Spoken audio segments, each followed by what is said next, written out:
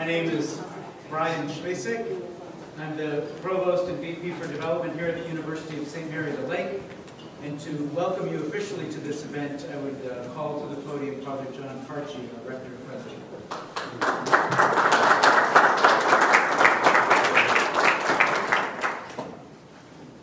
Thanks, Brian. So again, such a great opportunity to be here together with you in this place. The Meyer lecture, named in honor of Cardinal Meyer of Chicago, but really the brainchild of Father Andrew Greeley, a name I'm sure familiar to some of you, wonderful sociologist. Others know him as a wonderful author and novel writer. Others know him as a wonderful parish priest. But it was his idea that this lecture series would be modeled a little bit in the vein, if you're familiar with the Gifford lectures, just this idea that it would give the church an opportunity to hear cutting-edge scholarship, but not necessarily from, published folks in universities or ivory towers, but good scholarship exists everywhere. But that it would be a meeting place between, those sorts of minds, people having creative questions, bringing interesting perspectives on the church, and that it would be presented within the midst of the church, right? So it was Father Greeley's idea, actually, that this lecture series would at least partially be represented off the campus of Mundelein Seminary, the University of St. Mary of the Lake. Now, over the years, it's tended to be held there almost exclusively, and, there's fine reasons for that, but we're not the most centrally located campus in the Archdiocese, for one thing. Certainly not in, late winter, early spring, although this year it's been. But the idea of coming down here really has been a dream and a vision of mine really since I got back to Mundelein. And so we're very much, what we're doing tonight is in the spirit of what Father Greeley intended, and what I would just argue is in the spirit of the body of Christ, right? This is what the church ought to look like. So really with that as a brief introduction or description of the lecture series, we've been honored by a number of great speakers over the years, but never more so as we are tonight to have John Allen with us. And to formally introduce John, I'd invite our Provost, Brian Schmesik, back up to the podium.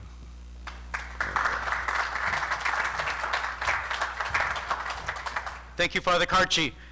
Before I introduce our speaker, I do want to extend a welcome to our board of advisors. Many of our board members are here this evening, and I would like to recognize our board chair and invite her to the podium as well, Peg Pantaleone.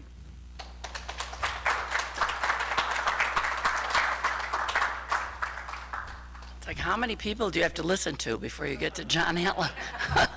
I am delighted to be here with all of you, and I just want to extend a warm welcome on behalf of the Board of Advisors. We are always looking for any kind of help and support, and you all have been standing up to the job for a long time. So thank you for your time tonight, and I talked with John a little bit before the evening started and asked him what the current gossip is in the Vatican. And I said, is there any gossip? He goes, it's all gossip. So I think you're going to really enjoy him. Thank you for coming.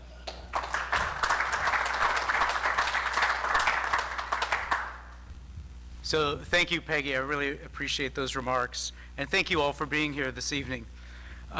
When I talked to Father Carchi about who we might have as our speaker in 2024, one of the first names that came forward was John Allen. And I said to Father Carchi, I know John, and I think we could get him to come here.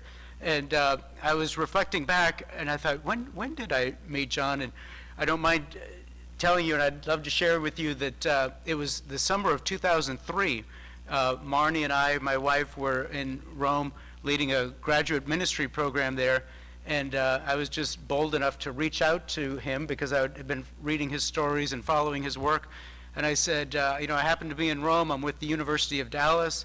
Are you free for lunch? Do you want to meet together? And we happened to meet near the piazza at St. Peter's. And we then got John to come out to our summer groups at the University of Dallas and speak to our adult ministry students about what was going on at the Vatican. And those were many, many wonderful lectures and talks. And those graduate adult ministry students would listen to his lectures and then retire out to a patio and sip wine and eat cheese and enjoy some olives. And those were some of the funnest summer evenings that we've had. Well, I continue to follow his work now that he's at Crux now. And if you follow his work too, you know that he's not only a journalist, but he's an extremely popular speaker. So just a couple weeks ago, he was in Anaheim at the Religious Education Congress, and people have said it's the largest annual gathering of Catholics outside of a Notre Dame football game. And he always packs the crowd. And I told him tonight we had a quality crowd, rather than a quantity crowd. It wouldn't be like an RE Congress, with the Anaheim Convention Center. So I think we're in for a real treat this evening, because John also has a tremendous sense of humor that I think you're going to learn and experience tonight. And this also gives me the opportunity, this is the first time I've seen him in many years, to thank him for writing the introduction to my most recent book, and I think it's because of his introduction that the sales have just exceeded all expectations. So thank you, John Allen, and welcome to.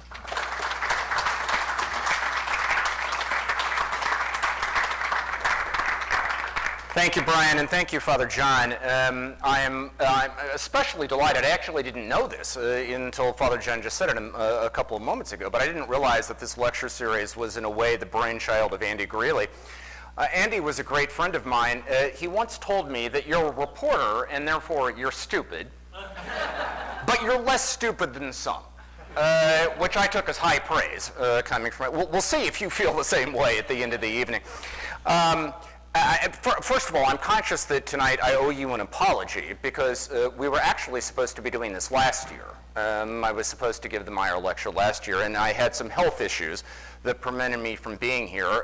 And in your infinite patience and graciousness, you gave me the opportunity to be here tonight. So I basically did what popes do. I don't know if you're aware of this.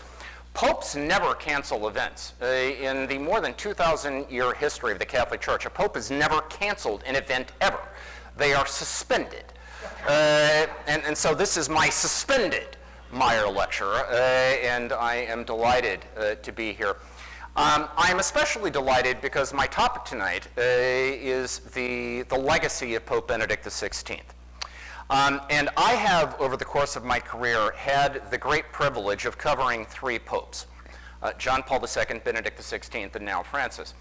And of the three, by far, the pope to whom I had the closest personal relationship was Pope Benedict.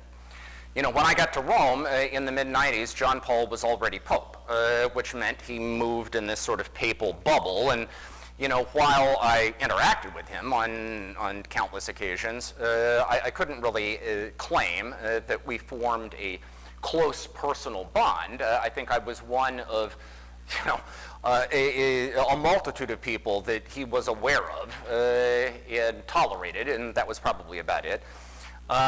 With Cardinal Bergoglio of Buenos Aires, of course, he was not in Rome. Now, he would come to Rome once a year.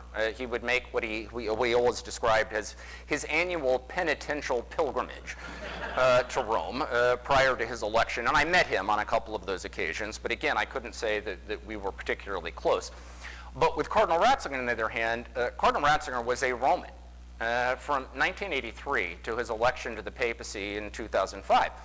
He was a fixture on the Roman scene. And so I had the opportunity to interview him many, many times.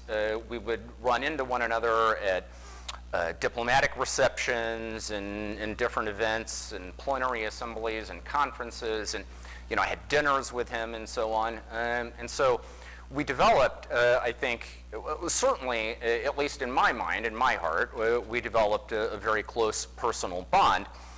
And I've always felt somewhat protective of Benedict XVI. I mean, not that he needs my protection, obviously, but nevertheless, I would contend that there was probably no public figure in the last 50 years where there was a stronger disjunction between the private personality and the public narrative than in the course of Benedict XVI. Privately, and I will promise you this, Privately, you will never meet a kinder, gentler, humbler, more decent human being than Benedict XVI. But as we all know, that often wasn't the public narrative about the man, right? I mean, we all know what the public narrative about the man was. This was Darth Vader in a cassock, right? I mean, he would walk into a room and you could hear the Imperial Death March pealing in people's minds, right? Dun, dun, da, da, dun, dun, dun, dun, dun, dun, dun, right? Here is the best expression of the public narrative about Benedict XVI I ever saw. Okay? And you remember what people said about him prior to his election, right? That he was Herr Panzer Cardinal, he was the German shepherd, he was the Vatican's enforcer and all of that, right? Best public expression of this narrative ever. It was an editorial cartoon in the Italian newspaper L'Unità, which is the newspaper of the old Communist Party in Italy. So a left-wing newspaper. It was the day after Benedict's election to the papacy. And it was a play off of the famous Discorso alla Luna, the speech to the moon of Pope John XXIII. If you remember, the evening of the opening of the Second Vatican Council in 1962, Catholic Action in Italy, which is the largest lay movement in the country, had organized this torchlit parade, right, that processed down the Via della Conciliazione and ended up in St. Peter's Square. It was like literally 1,000 points of light, right, because everybody was holding their torches. And so John XXIII stood at the window of the papal apartment and he gave this like extemporaneous speech to the crowd. In the way that only John XXIII could, right? And among other things, he started talking about the moon. And he said, even the moon has come out to see the show tonight. You know, it's so beautiful. That's why they call it the speech to the moon. But in any event, at one point during this stream of consciousness thing, John XXIII looked at the crowd and he said, now I'll give it to you in the Italian and then I'll translate. He said, tornando a casa stasera, troverete I vostri bambini. Date I vostri bambini una carezza e dite che questo è la carezza del Papa. Meaning, when you go home tonight, you're going to find your kids. Give your kids a kiss and tell them this is the kiss of the Pope. Okay, it's a wonderful pastoral moment, right? And in Italian popular consciousness, this is like Lincoln's Gettysburg Address, okay? They learn this in schools. Every Italian child has this memorized from the age of reason, okay? So the editorial cartoon in L'Unità had the new Pope, Pope Benedict, standing once again at the window of the papal apartments looking over a crowd in the square, and the caption was, tonight when you go home, give your kids a spanking and tell them this is the spanking of the Pope, right? That was the public image of Benedict XVI. And it was, ladies and gentlemen, it was a great falsehood. It was an injustice to one of the great men, I think not just of Catholic history, but really of contemporary history.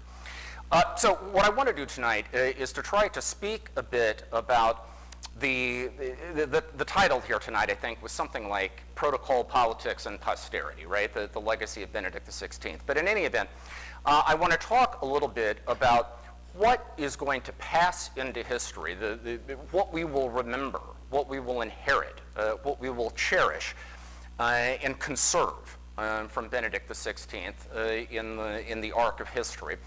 And I want to try to do this at two levels. I'm going to talk first about kind of the popular takeaway about Pope Benedict. So for non-specialists, for generalists, for ordinary people, what will resonate about Benedict XVI in the long run of time? And then I want to increase the level of magnification a bit and talk about what will specialists remember, in other words, we'll talk first about what the world will remember, and then we will talk about what the church will remember. Okay? And I want to try to do all of that in about 45 minutes or so, because I want to make sure we have plenty of time for conversation, because I don't want this to simply be you sitting there absorbing verbiage, but I want to make sure we have the opportunity to engage each other. Okay? So let me begin by saying that before we dive into the question of posterity, you may be asking yourself, some of you are old friends, of course, and many of you in this room I have known, but some of you probably might not know who I am and may be asking yourself right now, what qualifies this guy to pontificate on the papacy? right? Why should I be listening to whatever he has to say? And if it is any consolation to you, if it is any reassurance, I want you to know, ladies and gentlemen, that I am literally wearing the Pope story in front of you here tonight. Do you like my duds, by the way? You like these threads? Everything you see on me, ladies and gentlemen, is 100% Mongolian cashmere. And this is because Pope Francis in September went to Mongolia, one of the oddest and most counterintuitive papal trips in all of history. Like, what in God's name was he doing in Mongolia? This is a country that has 30 times more sheep than people. I'm not making this up. There are 30 million sheep in Mongolia, and there are 3 million people.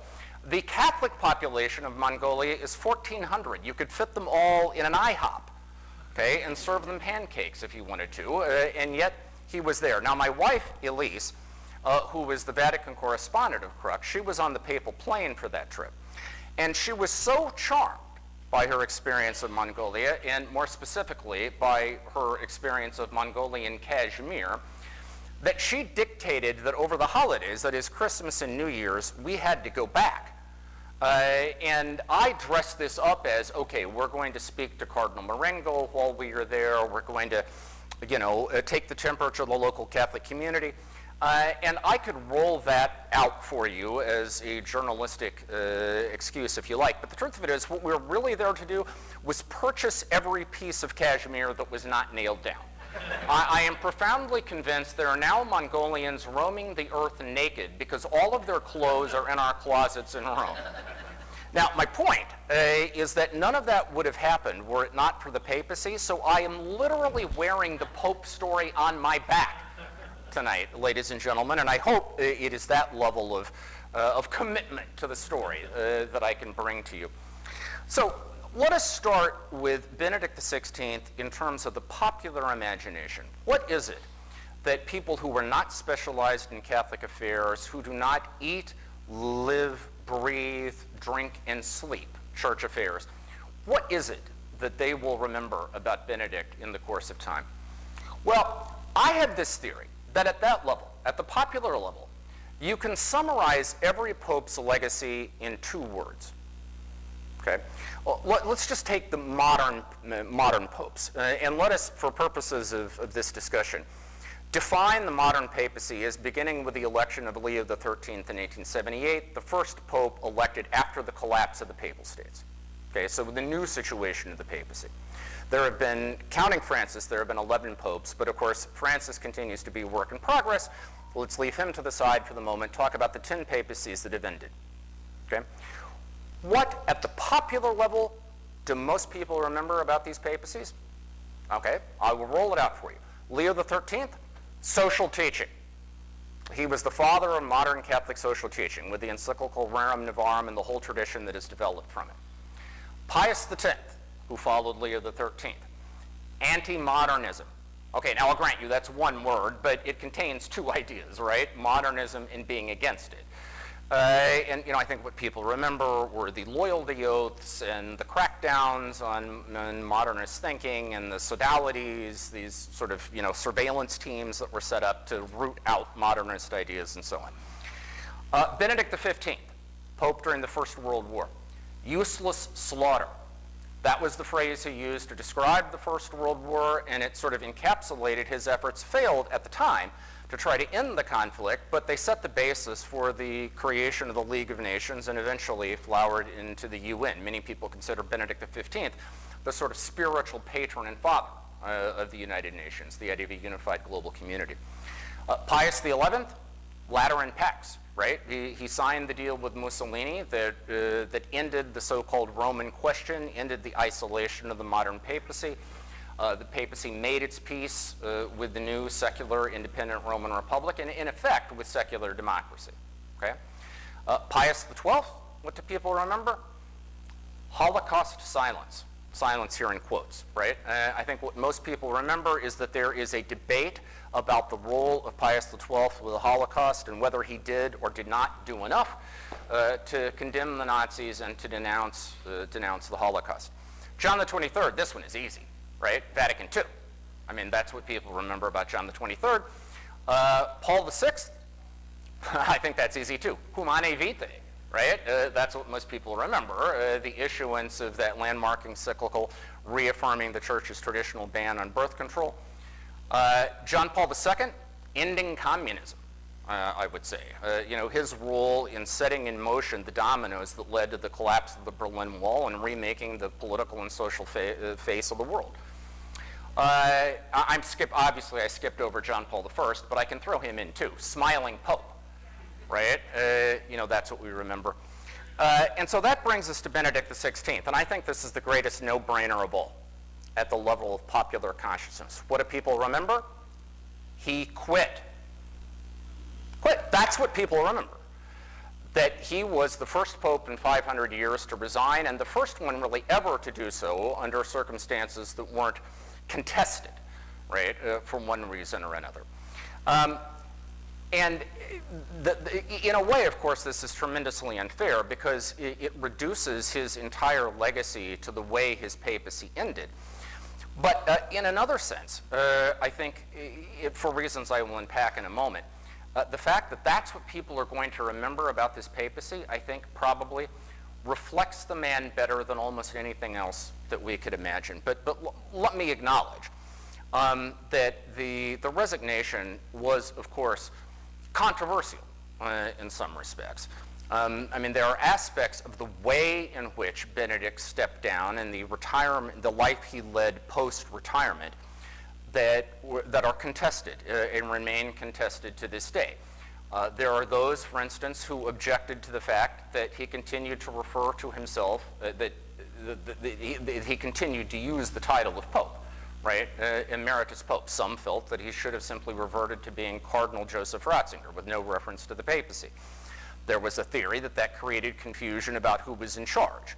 Now, I personally find that ridiculous. I don't think, is anyone in this room confused at all about who was in charge of the Catholic Church right now? Raise your hand if you are. I'd be glad to clear it up for you. But in any event, the argument was made. There are some who felt that it was inappropriate for him to continue to wear white. Some felt it was inappropriate for him to continue to live in the Vatican at the Mater Ecclesiae, the former convent that was converted. It's now gone back to being a convent, actually, but was for the 10 years that he was in retirement, became his residence.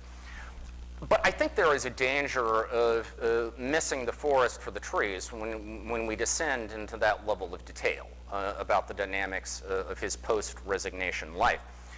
Because the fact of it is, I think his resignation, in the popular mind in terms of how it was seen and how it was received, it was the single most towering, most unavoidable, most unescapable, most emphatic refutation of clericalism. That is, this notion of clerical power and privilege and the desperate attempt to cling to power. It was the most dramatic refutation of that understanding, that stereotype that many people have about Catholic clergy in the modern era, and perhaps ever. I don't think there was any single act that more clearly spoke of a kind of selfless, disinterested spirit of service than Pope Benedict, having been invested with absolute power, voluntarily renouncing it for what he perceived to be the good of the Church. In many ways, ladies and gentlemen, I would suggest to you that Pope Benedict XVI was the Catholic Cincinnatus. You know the story of Cincinnatus, right? In ancient Rome, he had been a commander of troops who had retired and gone back to work on his farm. And at one point, there was an invasion by a foreign army, the Etruscans actually. The Romans clamored for Cincinnatus to take charge. He was erected as the first dictator of the Roman Republic. He was invested with absolute power. He aroused an army, he defeated the foreign invader, and the moment that the threat was neutralized, he then renounced that absolute power and returned to his farm. And he became permanently, in the popular mind, a symbol of civic virtue, right? This spirit of selfless, disinterested service to the common good, and then a willingness to renounce power the moment it was no longer necessary in order to serve that common good. To this day, and I will grant you that that spirit of selfless service has probably been honored more in the breach than in the observance in many ways over the course of time. But nevertheless, to this day, in Rome, people, Italians, will appeal to Cincinnatus whenever they want to make a point about somebody who they perceive is trying to cling to power past its sell-by date. I mean, in other words, Cincinnatus, centuries later, remains a moral point of reference. He remains a beacon, a kind of invitation to virtue that has never lost its power. It may not always win the day, but it is always there as a corrective to abuse of authority and to the kind of this desperate lust for dominance, right? And I think in Catholic terms, Benedict's example is in many ways the same thing. It will resonate forever as an example of what it means to think of yourself as less important than the community, the church community that you were trying to serve. You know, John the 23rd famously said of himself that when he would go to bed at night, he would remind himself in his prayer that ultimately I don't run the church, God does, and that's how he was able to sleep at night. Well, Benedict XVI made that point in a far more emphatic, dramatic, and unmistakable fashion, right? Benedict XVI said that, and I think we have to, and we can get into the down into the weeds in terms of the why of his resignation if you want, but I think fundamentally you have to take him at his word. When he made that dramatic announcement on February 11th, 2013, that he was resigning the papacy, he did so because he said, I do not believe my forces are sufficient for the magnitude of the challenges the church today faces. Name me another walk of life, ladies and gentlemen, when a politician or a corporate titan or a sports coach, anyone, has voluntarily held in their hands kind of absolute power and then been willing to renounce it because they felt that the community they were charged to lead would be better served by someone else. You know, we can question whether that was the right decision, and of course there are those who will debate the point, but what we cannot question is the sincerity and the integrity of the choice itself. And I think my own belief is that 50 years from now, 100 years from now, 1,000 years from now, like Cincinnatus, the example of Benedict XVI will be there on the shelf, ready to be taken down whenever it is needed to confront a pretense to power and to confront a kind of a desperate clinging to control when it no longer serves the common good. I mean, in other words, it will be a constant corrective to the sort of lesser angels of our nature. And it is, of course, let me be very clear, I'm being somewhat flippant by saying that you can reduce the legacy of a papacy to a kind of two-word soundbite, right? I mean, to be clear, those modern papacies I just ticked off from Leo XIII to today, the average length of those papacies has been 14.5 years, okay? I mean, that's more than 3 presidential terms. Lots of stuff have happened in those 14.5 years, okay? Popes issued encyclicals, and they issued motu proprios, and they engaged political questions. And of course, since Paul VI, they have made international trips.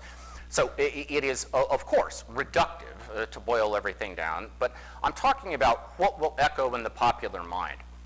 And I think what I treasure most about this particular memory of Benedict XVI is that during his life, he suffered and particularly his public life, he suffered the great injustice of often being perceived as an autocrat, of being a kind of command and control figure, an authoritarian figure. These were all words that were used about him repeatedly throughout his life.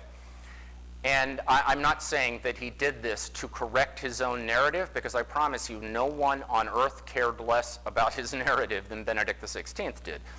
But the way in which he chose to end his papacy, I think, was the kind of definitive rejection and repudiation of that false narrative about the man. And it will always be there. I mean, you know, Pope Francis, of course, repeatedly has critiqued clericalism in various ways. And I think his verbiage on this subject is remarkable and is still being unpacked.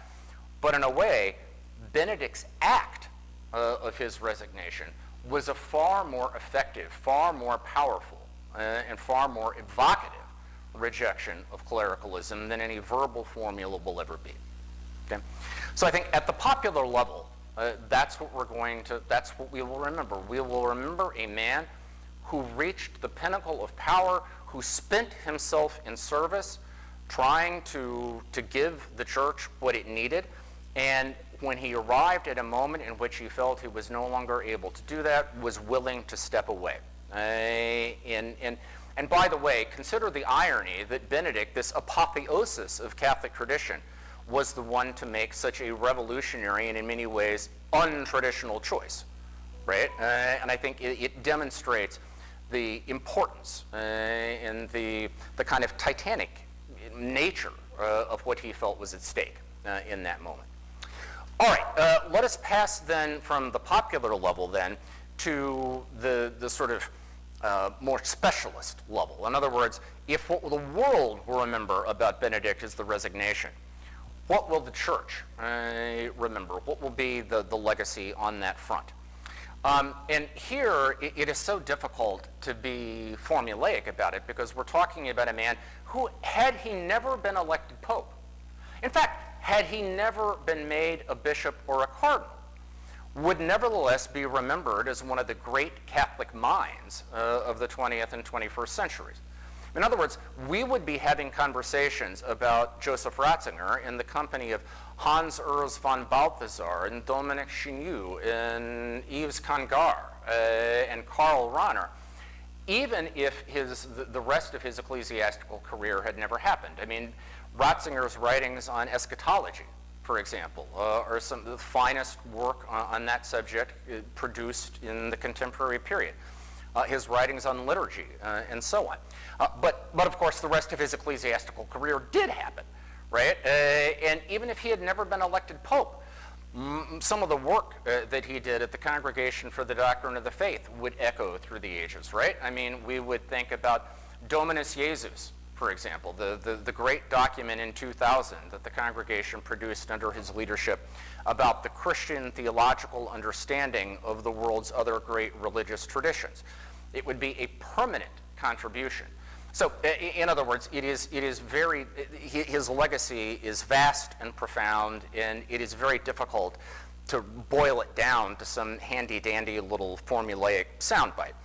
That said, let me proceed to offer you a handy-dandy formulaic little soundbite, because what I want to suggest that as Pope, in other words, if we want to look just at the 8 years of his papacy, I think probably the contribution there that is going to pass into history and that will still be studied at places like Mundelein 100 years from now, 200 years from now. The graduate seminars will still be organized around this, would be his reflections on the relationship between faith and reason. In other words, if you want two other words, okay, we've got he quit. That's the popular formula. If you want two words at the specialized, the ecclesial level, I would give you faith and reason in terms of Benedict's legacy. And you will find his masterpiece, where he unfolds all of this, expressed in 4 different documents that came out, 4 different speeches he gave.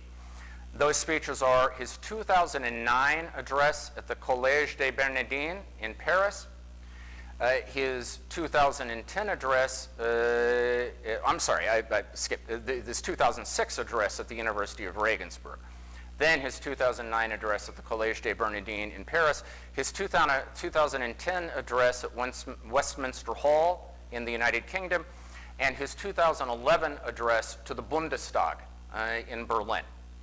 First, note that all of these speeches came in secular venues. Now, the University of Regensburg is a public university in the German university system. Of course, it's one of the places that former Father Ratzinger had taught at during the course of his career. The Collège des Bernardines, although it was founded by the Cistercians, by St. Bernard of Clairvaux, nevertheless, it is now part of the University of Paris system. Westminster Hall is the birthplace of the British Parliament, right? And the Bundestag is, of course, the citadel of German democracy. So these are not ecclesiastical spaces. These were secular venues, and that is telling, because in each one of these venues, the Holy Father, Pope Benedict XVI, wanted to lay out his fundamental argument about the relationship between faith and reason. Essentially, his proposition to the world was that faith and reason need one another, that there is an inherently symbiotic relationship between faith and reason. Faith, shorn of reason, as he saw it, becomes fundamentalism and extremism. It becomes uninformed passion, right, with all of the destructive consequences that we see. That, of course, was the point he was trying to make in that Regensburg address in 2006. Now, attention got swamped because of the one line that he quoted from a 13th century Byzantine emperor, Emmanuel II Palaeologus, to the effect that Muhammad brought things only evil and inhuman, such as his command to spread by the sword the faith he taught. And that was taken as an assault against Islam, but that really was not the Holy Father's point, if you read the Regensburg Address. It wasn't about Islam. It was about any form of faith when reason has been removed, when reason has been taken away, right? Faith uninformed by reason. It is inevitably destructive and dangerous. That was his point. Meanwhile, reason uninformed by faith becomes skepticism and nihilism. It becomes nothing more than the kind of blind will for power. And correlated to all of that was his argument that modern secular democracy, while obviously supported by Catholic social teaching, nevertheless has an inherent need for a bedrock of values, of objective values, that secular democracy itself cannot supply. In the Westminster Hall address in 2010 in the UK, he gave the example of the abolition of the slave trade. So where did the conviction about the evil of the slave trade that drove that movement in the 19th century, where did that conviction come from? Certainly didn't come from democracy, because in a democratic system, majority rule is a perfectly logical and acceptable principle. That is, a majority can impose its will on a minority. In some ways, that's what democracies do. And so where did this notion, that is, where did the preference for abolition over slavery come from? And his point was, ultimately, it was rooted in religious conviction. It was rooted in the conviction of the inherent dignity of the human person created in the image and likeness of God, right? His argument, therefore, is that for a secular democratic system to function, it requires a kind of reservoir, a bedrock of values. And without those values, democracy, you end up with a kind of pathological form of democracy. Without getting too deeply into current events, I'm sure we could all come up with our own personal examples of how that's playing out right now, right? And my point is that the life work of Joseph Ratzinger in many ways, and if you can trace the scarlet thread from the very beginning to the very end, his life's work was about the rationality of faith and the faithfulness of reason. The idea that these two things belong together. In fact, they can't be healthy. They can't function properly without one another. And the implication being that far from being an enemy of reason, faith is the best friend reason has. It is a natural ally. It is an asset to the proper exercise of reason. Joseph Ratzinger, Benedict XVI, was a man who was profoundly a man of faith, perhaps more deeply than anyone I have ever met in my entire life. But he was also profoundly a man of reason. And in his life's project, his life's work, was to try to defend the intelligibility of faith in a kind of postmodern secular milieu where we are often tempted to see religion as irrational, as a kind of enemy of rational reflection, as a kind of deterrent to freedom of thought. And Ratzinger's argument, Benedict's argument, was that not only does faith not restrict the exercise of reason, faith is a necessary requirement. It is a prerequisite for the proper function of reason. And that, ladies and gentlemen, is a position that is never going to go out of fashion. It's a contribution that as long as human minds wrestle with the most difficult questions, as long as people are inclined to try to make sense of their lives in a rational way, that contribution, that notion of this nexus, this intersection, this symbiosis, this partnership between reason and faith, it will always be there. It is a permanent contribution of Pope Benedict XVI, and frankly, I think it would be impossible for a university, and not just a Catholic university, I think any university that wanted to teach a seminar these days on the relationship between religion and democracy, or religion and secularism, not to take seriously the contributions of Pope Benedict XVI on this question. I mean, in other words, I think at the specialized level, at the level of what the Church will carry forward, it is a renewed confidence that Benedict XVI has bequeathed us, that we are not the enemies of reason, that we do not have to be intimidated by the sciences or by philosophy or by new discoveries in the arts, that on the contrary, that we are the natural companions and traveling partners of the sciences, and that it is together in this kind of constructive interaction that the future lies. The future will be constructed. That is a contribution that I think only Joseph Ratzinger, only Pope Benedict XVI could have given us. It was a historically unique intersection of a man and a world that desperately needed to hear what it was he had to say. I am reminded when Benedict XVI made that 2000 trip to the UK, at the end he was in Birmingham. He had gone out to Birmingham to beatify John Henry Newman. Actually, there's a funny story there. The trip planner back then for the Vatican was a guy by the name of Gaspari, Alfredo Gaspari, Italian layman, had worked under Father Lombardi at Vatican Radio. And Gaspari once told me the story that Benedict XVI, at the beginning of his papacy, because John Paul used to do beatifications himself, right? He would always do them in Rome in St. Peter's Square. But when Benedict became Pope, it was one of the few things he changed from John Paul II. He decided that from now on, the Pope would not preside over beatifications, because beatifications are for the local church, canonization is for the universal church, so the beatification would be done by a representative of the local church. So when he was going to the UK, there were a lot of people had asked, would you beatify John Henry Newman? But he'd already taken this position, the popes don't do that anymore. So he had a meeting with Gaspari, his trip planner, and Gaspari said, Holy Father, there are a lot of people who would like to see you do this beatification. And Ratzinger said, Pope Benedict says to him, geez, I don't know. I'd like to. Do you think it would be okay? And Gaspari looked at him and said, you're the Pope, you don't need my permission, right? But that was Benedict in a nutshell, right? He never wanted to impose his will on anyone. Anyway.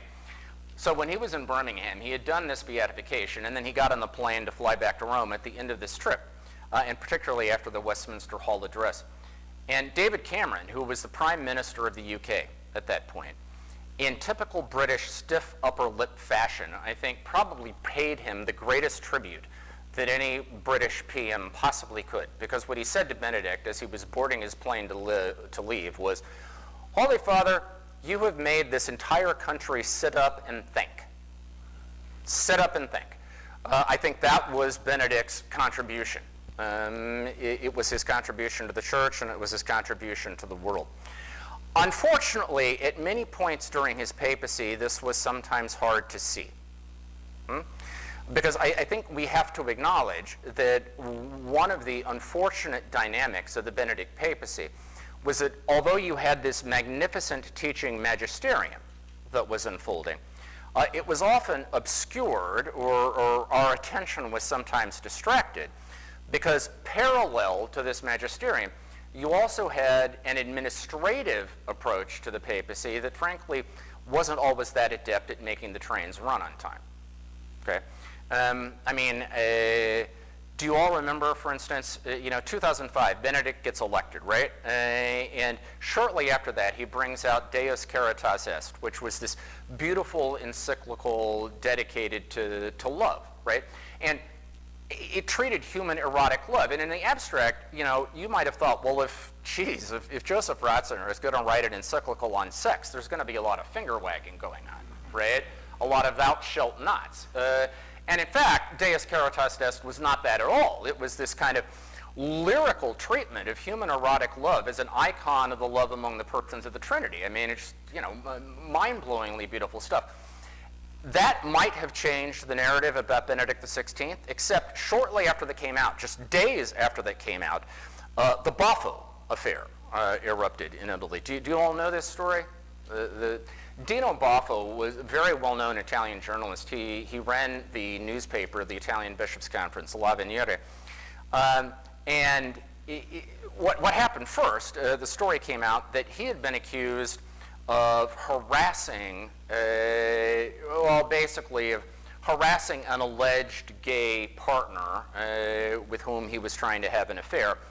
It later emerged that the police documents that contained these accusations had been fabricated, that they were fakes, okay? That this was a fake story. And this then set the Italians loose, because the Italians, God love them, and I've lived in Italy most of my adult life, but the thing about the Italians is they have never seen a conspiracy theory they are not prepared to believe, okay? And so a conspiracy theory began to metastasize. That these documents had been whipped up by the Vatican, specifically by L'Osservatore Romano, the Vatican newspaper, at the orders of the Secretary of State, Cardinal Tarcisio Bertone, because they didn't like Boffo when they wanted to get rid of him. And this story metastasized, and the Vatican let this play out for 18 full days before they said anything about it. And then finally, after 18 days, they issued a denial. And I think the popular reaction to that denial was captured best in a headline in the Italian newspaper Il Messaggero. The headline was, Il Vaticano nega tutto, nessuno ci crede. The Vatican denies everything, no one believes it. So that was meltdown number one. Now, flash forward, 2008, Benedict XVI makes a remarkably successful trip to the United States, defying all expectations. Right? When Benedict came here, there was all sorts of gloom and doom that this was going to go terribly. And, instead, it was a magnificent success, including, remember, the very first papal meeting ever with survivors of clerical sexual abuse, which took place in Washington, D.C. at the Nunciatura. It was Benedict's personal choice to do that, in a meeting organized by Cardinal Sean O'Malley. And afterwards, his poll numbers in the United States shot up, and there was talk that the narrative about Benedict is finally changing. No, because what happened immediately was the Bishop Williamson controversy. Remember this? The Holocaust-denying traditionalist bishop who Benedict inadvertently rehabilitated. Basically, he lifted the excommunications of the 4 bishops who had been consecrated by Archbishop Marcel Lefebvre in an effort to end the traditionalist schism. I frankly don't think Benedict, well, I know for a fact Benedict had never met Richard Williamson. I don't think he knew the first thing about him. And later had to confess that, I probably should have Googled this guy. No, I'm serious. He actually wrote a letter to the bishops of the world apologizing for mishandling this affair, saying exactly that. I should have Googled him. Because his record as a Holocaust denier was abundantly clear. In fact, he had to flee Canada ahead of a hate crimes charge, precisely because he had given a speech in Toronto where he denied the Holocaust. Okay, so it was another, another miscue. And then, 2010, he makes this amazingly successful trip to the UK, and, the sex abuse crisis in Europe breaks out. In other words, you had this remarkable mismatch between a beautiful, powerful, and resonant teaching dimension to the papacy, and a horribly mismanaged and chaotic sort of administrative level. This, I think, in many ways is another testament to, in a way, what the Italians would call the dolcezza, the sweetness of Benedict XVI, because he just was incapable of firing anybody. I mean, even when it was abundantly clear to everyone that his Secretary of State, Cardinal Bertone, who, a lovely man, but was clearly out of his depth trying to run the system in the Vatican. At one point, and we know this because Cardinal Joachim Meisner of Cologne, after Benedict resigned, made this public. He said at one point, Meisner and a delegation of other cardinals went into Benedict to tell him he had to fire Bertone because the whole thing was just a disaster. And Benedict refused, and Meisner's conclusion was, that's the Ratzingers for you. They are loyal to a fault, right? And that was the story of Benedict's papacy. So, unfortunately, and again, I think in some ways of Benedict in this sense is a kind of tragic papacy, because you had this magnificent teaching which the world caught glimpses of along the way, but then before it could set in, before it could take hold, some new crisis would erupt, some new, catastrophe would develop, and all of a sudden, we were dealing with sideshows and putting out fires rather than truly absorbing what the Pope is trying to present to us. But here's the thing, ladies and gentlemen. I stand before you knowing who Dino Boffo is. I don't think anyone else in this room probably did, right? You did? God bless you. But relatively few of us do, and I think 100 years from now, no one will, right? Much like no one will know who I was 100 years from now. We're not going to remember Richard Williamson. We are the clerical sex abuse scandals, I think, unfortunately, will be remembered, but the individual personalities who populated them won't be. But that teaching dimension of the Benedict papacy, it will still be there. I mean, in other words, my point is that for a variety of different circumstances, I don't think it was ever appreciated or assimilated in the moment. But it isn't going anywhere. It will be permanently part of the legacy, the posterity, the inheritance of the Catholic Church. And I think we stand in debt to Benedict XVI for having given this gift to us, because it isn't simply these speeches that I'm talking about, and I really do encourage all of you to read them. This is not standard papal rhetoric. This is the synthesis of an active mind over an entire adult life, wrestling with the most critical question of the modern age, which is, in a modern, secular, scientific world, is there still room for faith? And Benedict's answer was a towering and convincing yes. In his final message, the final message that was released only after his death,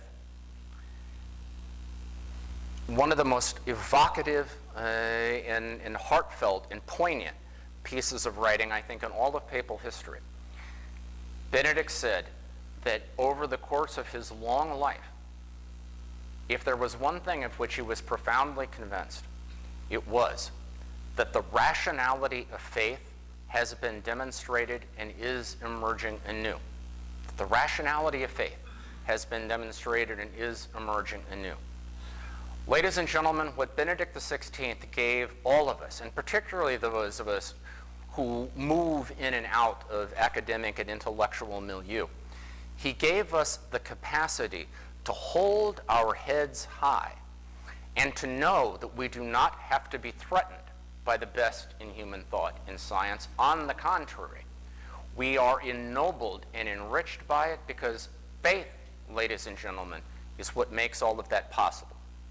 That's the gift of Benedict XVI. We may not have seen it in the moment, but I promise you, with the passage of time, we will see it ever more clearly. Thank you. God bless you. Long live the Pope. Viva il Papa.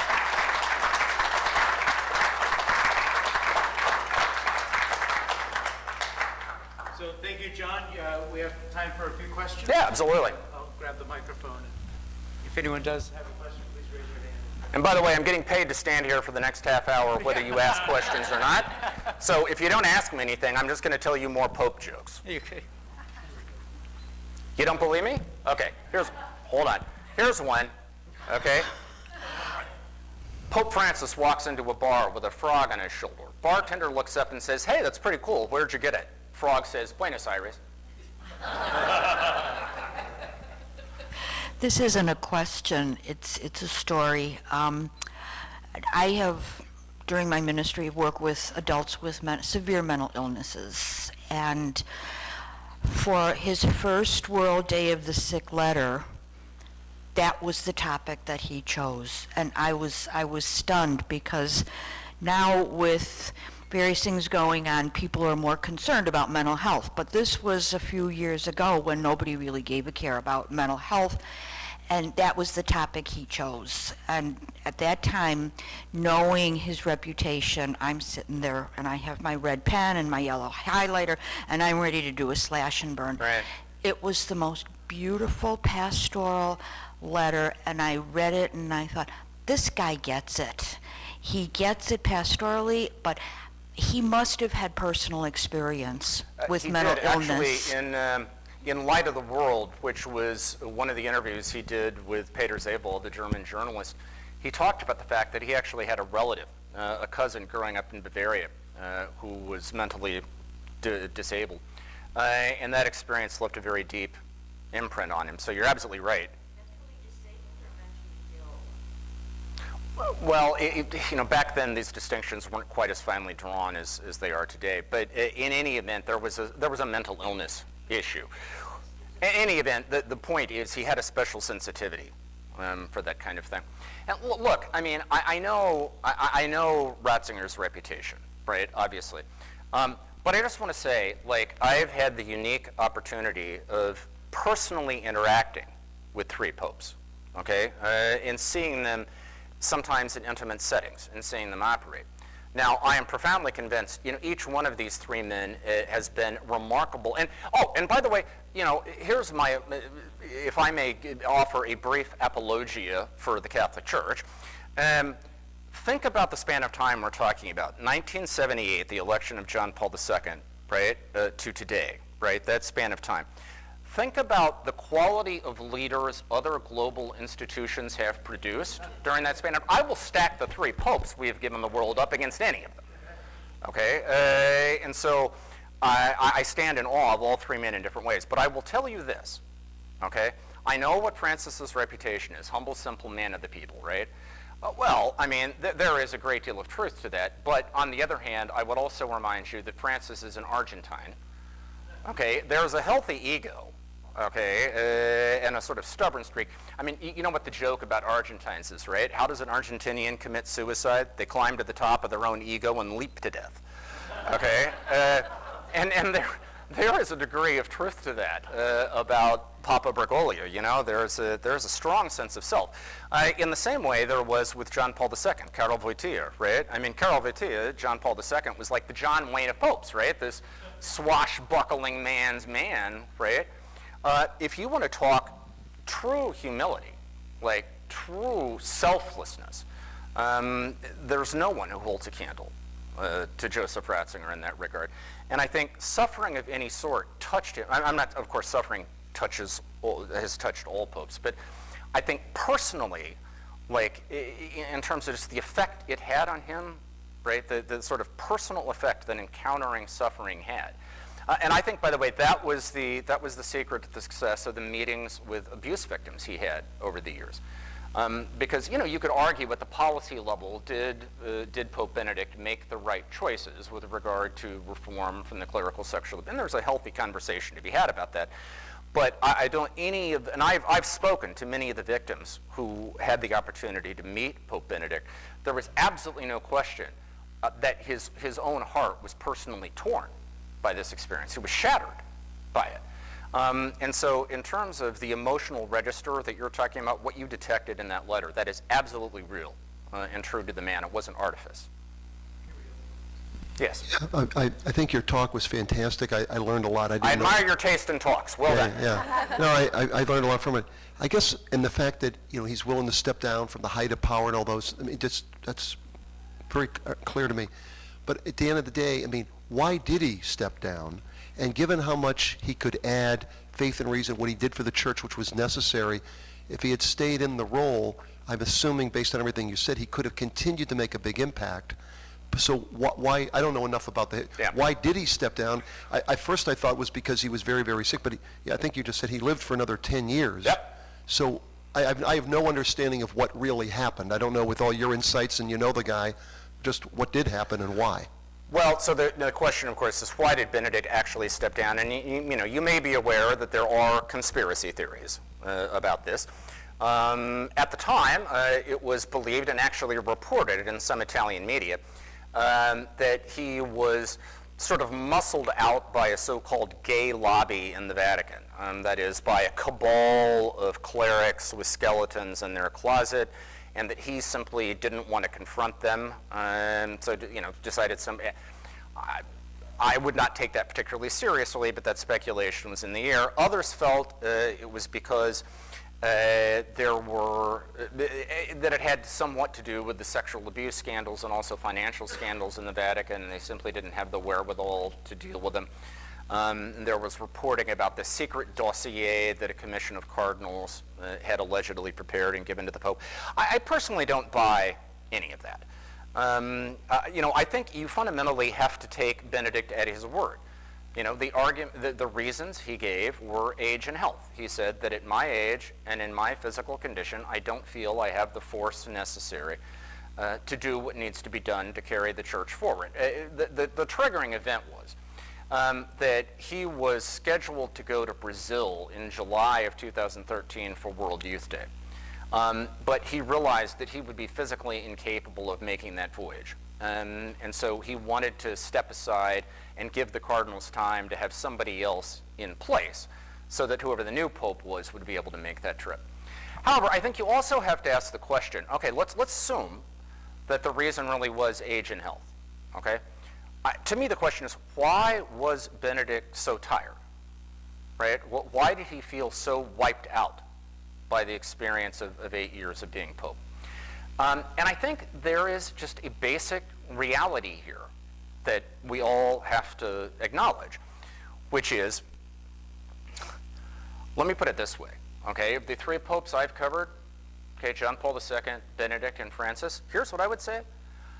I think the thing that unites John Paul and Francis and that distinguishes them from Benedict is that John Paul and Francis like the gig. They like being pope, okay? They like being in charge, okay? Both were in charge their entire adult lives. John Paul II was made an auxiliary bishop in Krakow when he was in his 30s, right? Bergoglio became a superior in the Jesuits when he was in his 30s. Making decisions, being in charge, carrying the weight of office, it came very naturally to them. And these are also very strong men with very clear visions about, very different visions, but very clear visions about where they wanted to take the church. And I think they enjoy the exercise of office. Benedict never did, right? Benedict did not like the gig. He never wanted to be pope. That was abundantly clear. He had asked John Paul for permission to resign 3 different times and go back to Germany, and was denied every time. He made it clear at the time of the conclave that he was not interested in election, and accepted only reluctantly because out of his own humility, he felt that if this is the will of his fellow cardinals, he was compelled to accept it. But I think I'm a big believer in the whole mind-body dynamic, right? I mean, how tired you feel, how weary you feel, how energized or not you feel has a great deal to do with whether you are excited to get up in the morning and do whatever it is you have to do, right? I think John Paul in his time and Francis now in his, they're excited about doing what they have to do. I don't think Benedict ever was. So I think probably the subtext to the resignation is that he felt it wasn't that he was on death's door. I think he simply did an honest self-diagnosis and said, I am not going to be able to summon the energy in myself to continue doing this task that never came naturally to me and that I find deeply uncomfortable, right? And again, there are people who very much regret that he made that choice, that wish he hadn't done it. But I think that's a conversation you can have, but I don't think you can question the sincerity of where he was when he made that decision. I think you're spot on as in the way that you describe the contribution of his writings around the relationship between faith and reason. A part of the dissonance that I'm wrestling with, however, is the way that he related to theologians at the time, both as the head of the CDF and as Pope. And I'll give myself away by saying that I'm a student of, and my dissertation director was Charlie Curran. Yeah. So I'll start there. Kidding. But the issue really is about what it means to reconcile faith and reason when in your relationships with leaders in the church, including theologians, the appeal is never to reason, but to the authority of tradition. Where you read the correspondence that's published between Father Curran and Father Ratzinger at the time that he was the head of the CDF. You read about Bernard Herring's recounting of his advocacy for Father Curran in the presence of Cardinal Ratzinger at the time. And there's no dialogue, there's monologues in his appeals to tradition. So I'm curious about the way that he understands and how you understand his relationship of, or his conceptualization of the presence of traditional teachings, whatever we might think that is, and this relationship between faith and reason. Yeah, I mean, I think the question you're asking is an obvious one. Just three quick thoughts, none of which add up probably to a coherent response. But number one, the question was perfectly coherent. It's the answer I'm concerned with. So number one, I think there is a distinction to be made between Ratzinger, the doctrinal prefect, and Benedict the Pope. I think in some ways, I always liken being the prefect of the Holy Office to being the dean of men at a high school, where you have to write out the penalty period cards. It's a prescription for being unpopular. Basically, you're the guy who has to say no, right? Now, once he became Pope, I think it freed him up to be the guy who said yes. And I actually think that expression was probably much more authentically him than the sort of doctrinal routine that he felt compelled to perform in the Congregation for the Faith. I mean, remember, he gave that famous interview to Vatican Radio shortly after his election in which he said that the problem with perceptions of Christianity today is that it has come to be seen as a collection of no's, right? No to abortion, no to same-sex marriage, no to whatever, right? And he said, what we have to do is recover the capacity to present the great yes that is underneath those specific no's, because we're not actually trying to say no to anything. We're trying to say yes to authentic human happiness and flourishing, right? And to the extent we give guidance about how to pursue that aim, it's in service to that great positive option, right? I think that was the spirit of Benedict's papacy, and I think, and again, that is what will pass. In other words, let me put it this way. I'm not sure we're going to be reading the Ratzinger-Curran correspondence 100 years from now. I do think we'll be reading his speeches at the Bundestag and Westminster. Secondly, how did he understand the relationship with theologians? Look, one of the things you have to understand is that Ratzinger was the first actual theologian to lead the Holy Office since Robert Bellarmine in the 16th century, okay?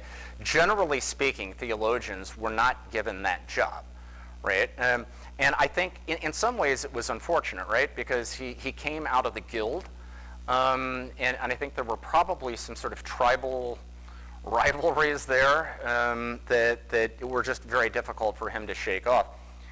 Yeah, I remember, this is a funny story. I remember one of the first times I met Ratzinger, it was, believe it or not, it wasn't in Rome, it was in San Francisco. It was in the 90s. He had come over, because when he was the head of the Holy Office, he used to do these doctrinal consultations with the bishops of a region. So he would meet with the bishops of Africa and the bishops of Asia and so on. And he had come over for a consultation with the bishops, the heads of the doctrinal commissions of bishops' conferences in North America, Australia, New Zealand. Okay, and it was taking place at the Seminary in San Francisco. And he had given a little talk, and then there was a reception. Now this is back, I was writing a book about Ratzinger at the time. I've actually written 2 books about Ratzinger. This is my first. And I'd asked for an interview. We had done the interview, but I mean, he knew I was still working on the book, right? So we're at the reception. And eventually it boiled down to, by the end of the night, so one of these surreal moments. I was sitting on a couch with Ratzinger and Gustinoia, Archbishop Gustinoia, who's now an adjunct secretary at the Holy Office. Anyway, Ratzinger asks me, so, how is the book? And I said, well, it's coming along fine. And he said, well, do you have anything else to ask? And I said, I don't really want to write. I don't need to ask anything for the book because you already answered all my questions. And anyway, you've written so much and published so much that there's an abundant public record I can work with. But I do have a personal question, I said.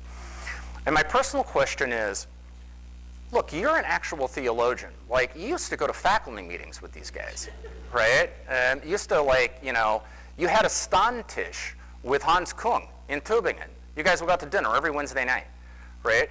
Does it bother you, the kinds of things that the Kungs and the Charlie Kerns and, those people, does it bother you what they say about you, right? And he looked at me, and I think this was like the sort of, classic epigrammatic Ratzingerian thing.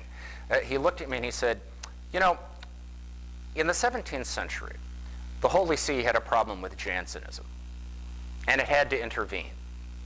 I'm not sure how many Jansenists' minds were changed right then, but today Jansenism is no longer a living force in the church. Right? I think his point was he wasn't worried about what the reaction was going to be in the moment.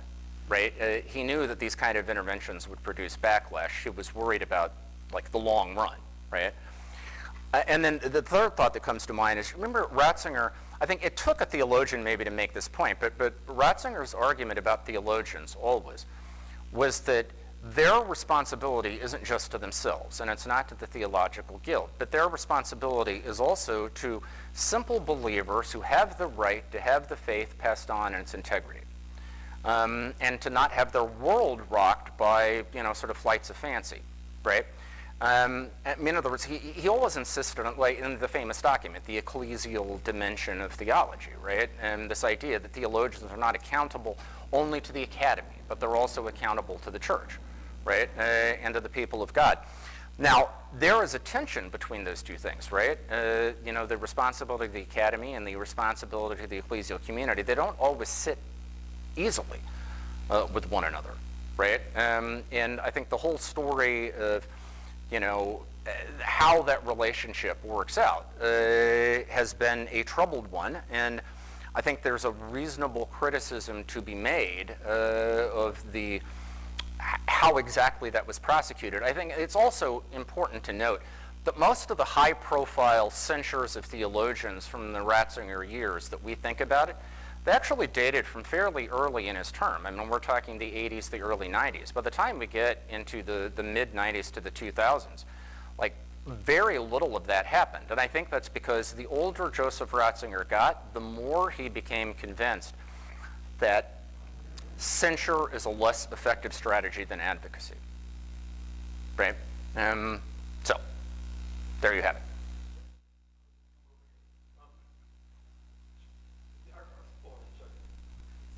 I think a microphone is coming.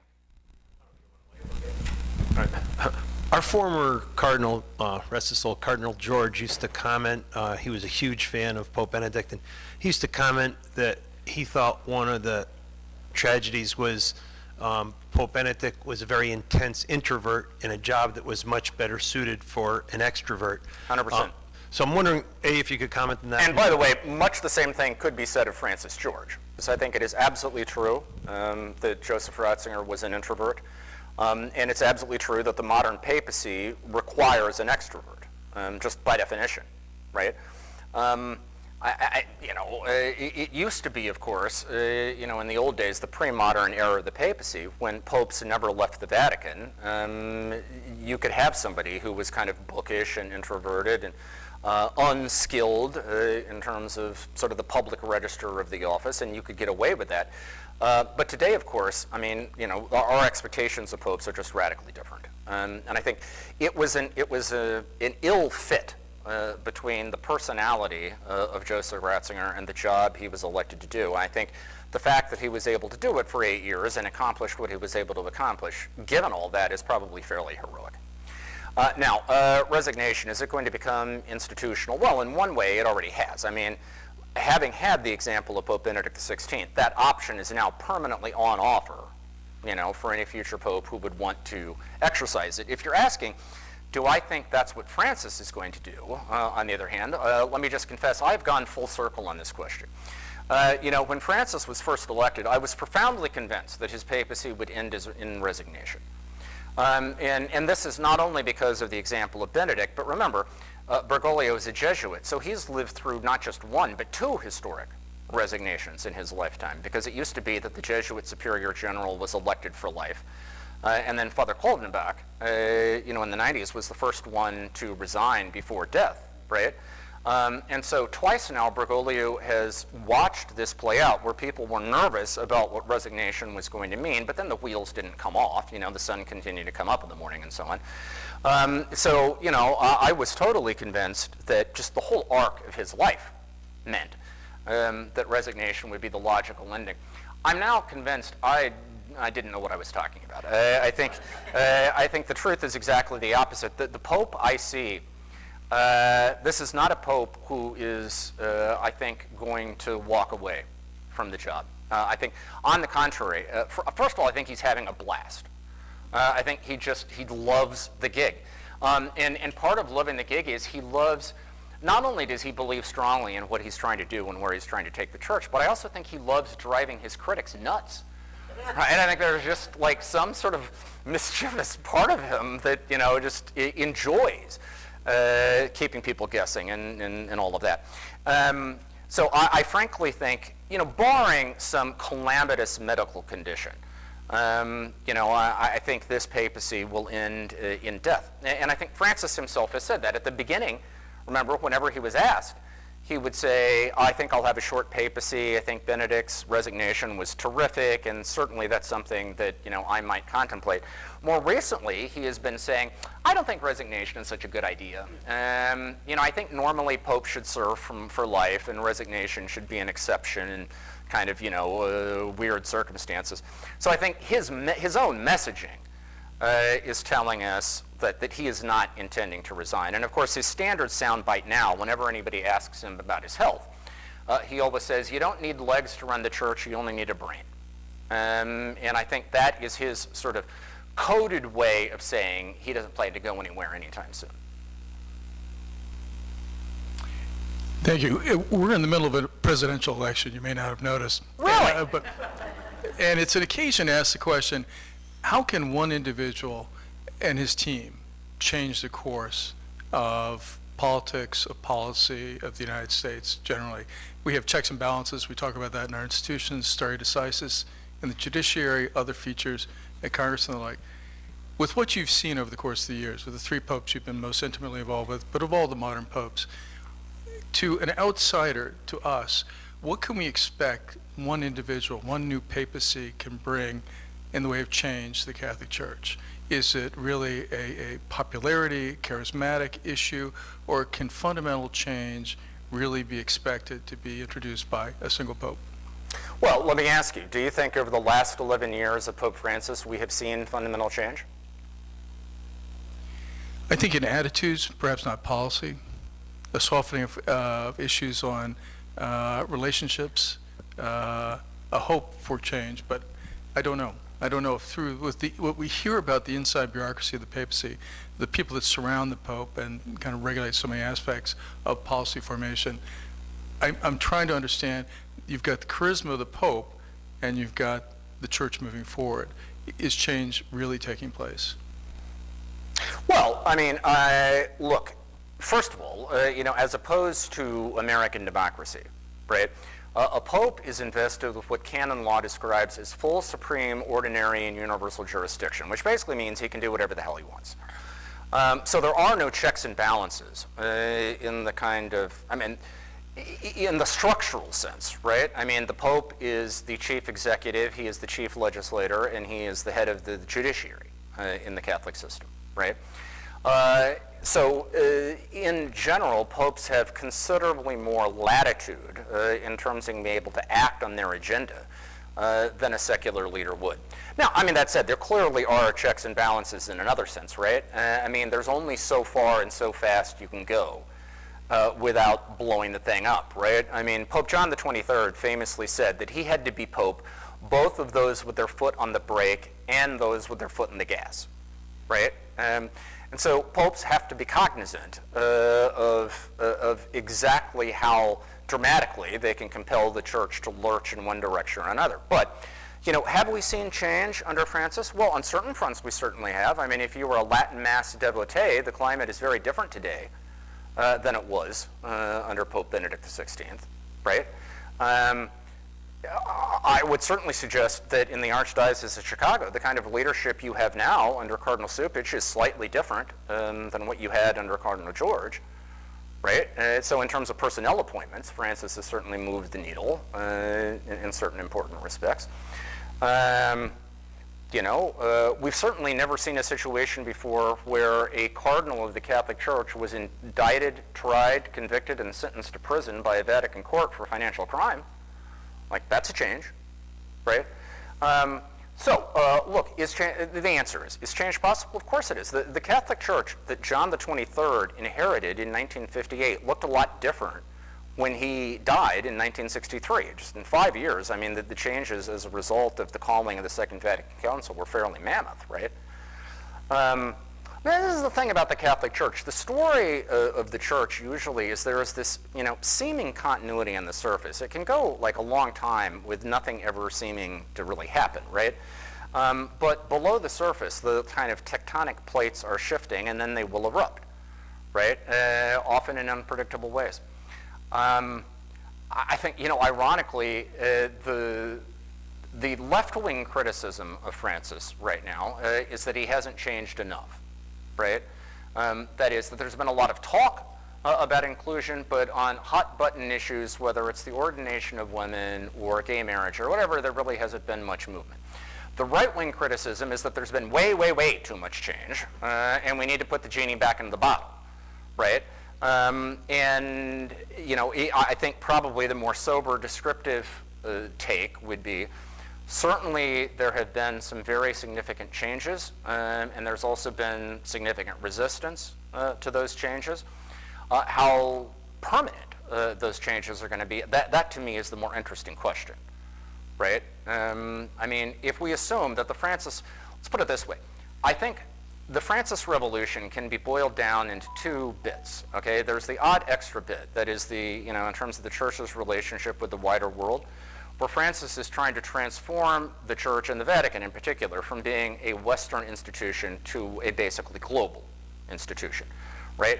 Where the Pope is no longer the chaplain of NATO, he's more now like the chaplain of the BRICS alliance, right? I mean, if you look at his positions on China, on Ukraine and Gaza, they're all much closer to Brazil and to India than they are to Washington or London, right?